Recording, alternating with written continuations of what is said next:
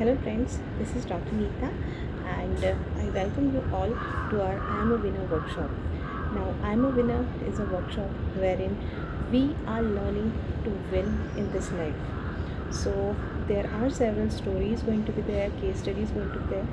Now, this workshop, this particular video I am creating for Hindi version of whatever story of day one is there. Day one story is Golden Pithar stories. English version of the story I have already uploaded. So let's start with the story in Hindi. तो दोस्तों चलो हम देखते हैं golden Buddha की story. अब ये version जो मैं हिंदी में सुनाने वाली हूँ वो बिल्कुल ही अलग है जो आपने सुना है इंग्लिश में। तो ये जो इंग्लिश वर्जन है ये एग्जैक्टली एज इट इज़ है, बट जो हिंदी वर्जन में बता रही हूँ आपको वो मैंने कहीं पे सुना हुआ है। तो क्योंकि ये कथा है यानी कि एक कहानी है और कहानी जो है एक्चुअली ये 13-14 सेंचुरी की बातें हैं, तो एग्जैक्टली किसी को पता नहीं है कि उस टाइम पे क्या हुआ है। बट जो भी एविडेंसेस मिले हैं, कहीं पे लिखा है, कुछ मिला है, उसके बेसिस पे ये सारी जो कहानियाँ बताते हैं लोग वो सुनने में आती है। तो आपने देखा ही होगा कि थाईलैंड में जो बिल्कुल सॉलिड स्टैचू है गोल्ड का 10 फीट्स का है एंड $200 मिलियन से भी ज़्यादा उसका प्राइस है आज का। तो उसकी जो कहानी है वो स्टार्ट होती है 13-14 सेंचुरी में, जब थाईलैंड जो नाम है वो नहीं था ऑफकोर्स। वहाँ पे सिमीज़ लोग रहते थे और एक बर्मीज़ करके आर्मी थी। ये जो बर्मीज़ वाले जो लोग हैं ये हमारे सेमीज़ आर्मी पे हमला करके वहाँ की जो भी प्रेशियस जेम्स है, स्टोन्स है, जितना भी उनके पास ख़जाना है वो सब लूटा करते थे और वो गोल्ड को मेल्ट करने में बहुत ही ज़्यादा माहिर थे और इसीलिए वो हमेशा हमला करते रहते थे। तो ये जो गोल्डन स्टैचू है ये एक मॉनेस्ट्री में था और ये एक्चुअली लोग चाहते थे, वहाँ के जो मॉन्क्स थे वो चाहते थे कि ये ना लूटा जाए और ये अपनी कंट्री के लिए सेफ़ रहे। तो उन्होंने क्या किया, उनको पता चल गया था, थोड़ा सा भनक लग गया था कि हमला होने वाला है, बर्मीज़ आर्मी का जो है वो हमला होने वाला है। तो उन्होंने क्या किया कि उसके ऊपर बिल्कुल 6 इंच का एक क्ले का लेयर लगा दिया और बिल्कुल ही उसको प्लास्टर ऑफ पेरिस क्ले अलग अलग ग्लास ऐसे काफ़ी तरीके से उसको सजाया गया और इस तरह से उसको एक्चुअली शो ऑफ किया गया कि वो एक क्ले से बनी हुई स्टैचू है, उसमें गोल्ड का पता ही ना चले। इस तरह से उसको बिल्कुल ढक दिया और बहुत ही क्रिएटिव आर्टिस्टिक वे से ये उन्होंने किया और वैसे ही हुआ जो वो नहीं चाहते थे। उस मॉनेस्ट्री पे भी हमला हुआ और उस हमले में एक्चुअली लगभग सभी लोग मारे गए और ये राज जिन लोगों को पता था वो बताने के लिए उसमें से कोई भी नहीं बचा। तो ये तो बात वहीं पे एक्चुअली दफन हो गई एंड ऑफ कोर्स जब बर्मीज़ लोगों ने हमला किया तो उनको लगा कि ये क्ले का इतना बड़ा स्टैचू लेके भी क्या करेंगे।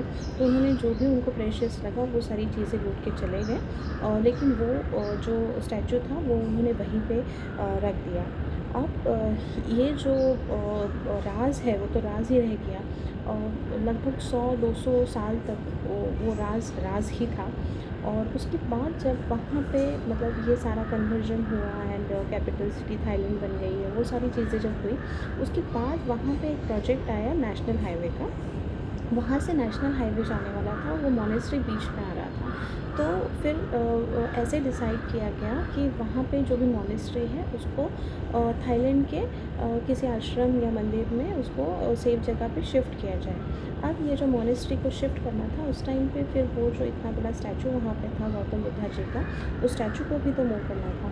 तो उस स्टैचू को जब मूव कर रहे थे उस टाइम पे ऑफ कोर्स क्ले के स्टैचू का कितना वेट होता है उसके हिसाब से ही उन्होंने सारा जो मशीनरी था वो वहाँ पे प्रिपेयर किया हुआ था एंड उसके बाद जब उन्होंने रोप से उसको एक्चुअली ऊपर लेने की और दूसरी जगह पे ट्रांसपोर्ट करने की कोशिश की तो पता चला कि वो रोप ही टूट गया और वो रोप जैसे ही टूटा वैसे ही वो क्ले का स्टैचू जो है वो ज़मीन पे गिर गया। लेकिन क्योंकि वो बहुत ही कम डिस्टेंस पे ऊपर आया था और फिर वो रोप गिरने की वजह से नीचे गिरा, तो पूरी तरह से वो जो क्ले है वो टूटा नहीं, बट वहाँ पे कहीं पे उसको क्रैक्स आ गए।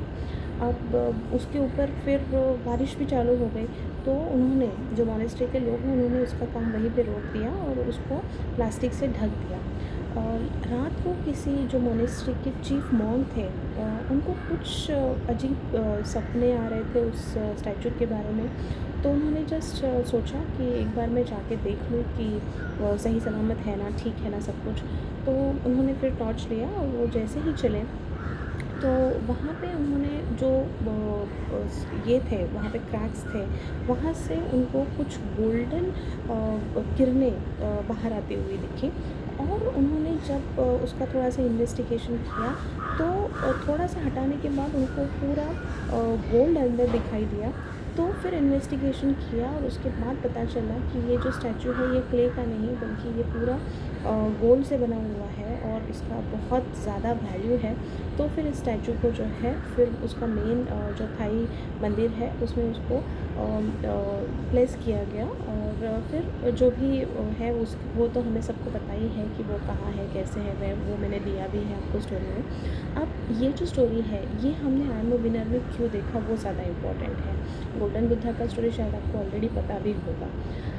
तो इस स्टोरी का मॉरल ये है कि हम सब के अंदर वो गोल्डन पर्सनालिटी है, बट हमें उसके बारे में पता नहीं है, या फिर हम उसे जानना नहीं चाहते, पहचानना नहीं चाहते हैं। The only thing is that clay, वो जो क्ले है वो चढ़ा हुआ है, कभी अपने बैड हैबिट्स की स्वरूप में है, तो कहीं पे हमारे छोटे छोटे जो भी इससे रिलेटेड, बिहेवियर से रिलेटेड, या फिर ईगो बोलो, या फिर लेज़ीनेस बोलो, इस टाइप से हमारे अंदर जो भी खामियां है वो हमारे ऊपर चढ़ा हुआ क्ले है, जो रोक रहा है हमें, जो हमें पाना है लाइफ में, उसे हमसे मिलाने के लिए। तो ये जो स्टोरी है ये हमें यही सिखाता है कि इस क्ले को हटाना है और उस गोल्डन पर्सनालिटी को बाहर निकालना है, उभर के लाना है।